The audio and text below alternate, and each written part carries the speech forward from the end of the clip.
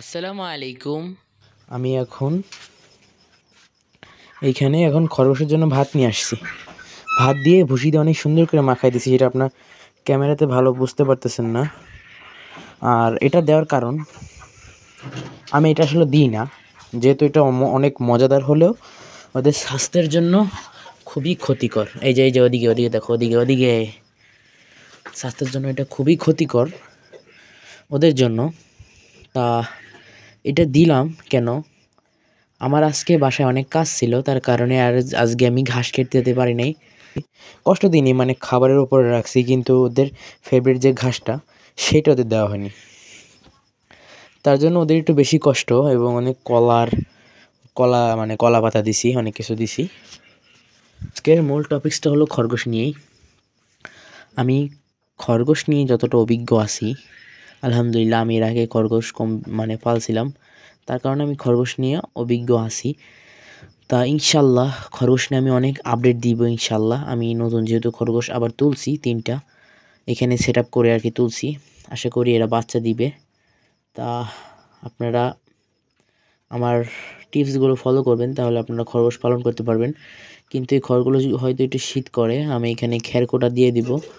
আর একটা জিনিস, সেটা হলো এই যে ঘরের যে আশেপাশে কাগজগুলো আছে সেগুলো আমার টেনে দিতে হবে। এখন এই যে একটা কাগজ টেনে দিতে হবে, একটা কাগজের সমস্যা আছে। আমি সেটা যাবো, এখান থেকে যেতে ভয় লাগতেছে, কারণ সাপ থাকে যদি, এদিকে বিষয়টা আসা হয় না। কালকে আমি কাগজটা টেনে নিতে ভুল করছি।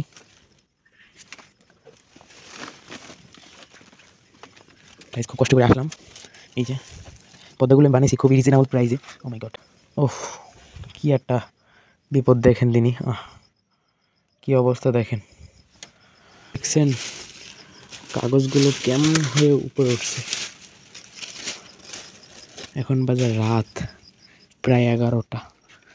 আমি এখন আসছি আমাদের সবচেয়ে ভয়ঙ্কর জায়গায়, এটা আমাদের বাড়ির পিছন সাইড। ওহ মাই গড, আলহামদুলিল্লাহ বেরোতে পারছি। খুবই ভয়ঙ্কর জায়গা থেকে আমি বের হয়ে আসলাম। কিন্তু এত আস্তে আস্তে কথা বলতেছি কেন, কারণ অনেক রাত, জোরে কথা বলাটা ঠিক হবে না। তা আমি এখানে ওদের কত কেজি, কত গ্রাম খাবার দিলাম, বা কত কেজি, কেজি হবে না, হাফ কেজি হবে, এটা আমি একটু দেখাই আপনাদের। এই সরি, ওদের খাবারগুলো নিতেছি, মাফ করে দিস। আমি প্রথমত আমাদের ওয়েট স্কেলটা নিব, লাইটটা বন্ধ করি তাহলে আপনারা দেখতে পারবেন। সরি, লাইটটা দিয়ে নিই, দেখা যাইতেছে না। এখানে আমি 300 গ্রাম খাবার দিছি, 300 গ্রাম। গাইস সরি, এতক্ষণ ভিডিওটা করতে হলো। আর একজন ফোন দিছিল, তা আমি আবার সেরে গেছিলাম।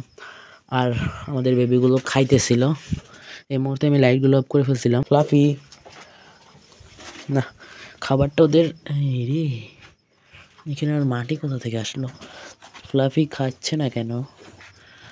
ফ্লাফি মজা লাগে না নাকি? কেবল আমি রান্না করে আনছি গাইস, আপনি দেখায় নেই, আমি কেবল রান্না করে আনছি, যা সত্যি কথা। ভাত ছিল না আমাদের, আমাদের বাড়িতে মাঝে মধ্যে ভাত ফেলে দেয়, কারণ খাওয়া হয় না, নষ্ট করে, তার জন্য ফেলে দেয়। আজকে ভাত ছিল না, যেদিন প্রয়োজন হয় সেদিন থাকে না, তা আজকে প্রয়োজন, আজকে ভাত নেই। আমি আর কয়দিনের ভিতরেই এই যে ঘরে আমি লিওকে ঢুকিয়ে দেবো। ওই যে আমাদের খাঁচাটা আছে, ওই দেখেন চলে গেছে। এটা একজনের ঘর, এটা অনেক সম্ভবত লিওর, না সরি, ফ্লাফি বা মিমির ঘর। আর আমাদের লিওর ঘর হলো যে এইটা, লিওর কালারের ঘর। দেখছেন কাণ্ড, কি বলবো, দেখছেন অনেক দুষ্টু। আমার এই ব্যাসের কোয়েল পাখিগুলো অনেক দুষ্টু। এ দেখ, আল্লাহ অনেক দুষ্টু, জানি না কেন এমন করতেছে আমার এই কোয়েল পাখিগুলো। থাকো, টাটা, চলে যাচ্ছি, টাটা, থাকো, ওটা খাওয়া দাওয়া করুক। সামনের পর্দাটা দিয়ে দিলাম, আমাদের মেইন গেটের পর্দাটা। আমি একটু ভেলুকে দেখাতে আসছি। ভেলু, দেখছেন ভেলু শুয়ে আছে। বেলু। আর ওদের চোখে একটা আলাদা লেভেলের থাকে। ওরা ওরা ভূত জিন কীভাবে চিনতে পায়, ওদের চোখগুলো দেখলেই বোঝা যায়। রাতের কাজ আমার এখানে তালাটা মারতে পারতেছি না। আজকে ভিডিওটা এই পর্যন্তই। ভালো থাকবেন সবাই। আসসালামু আলাইকুম ওয়া রাহমাতুল্লাহি ওয়া বারাকাতুহু।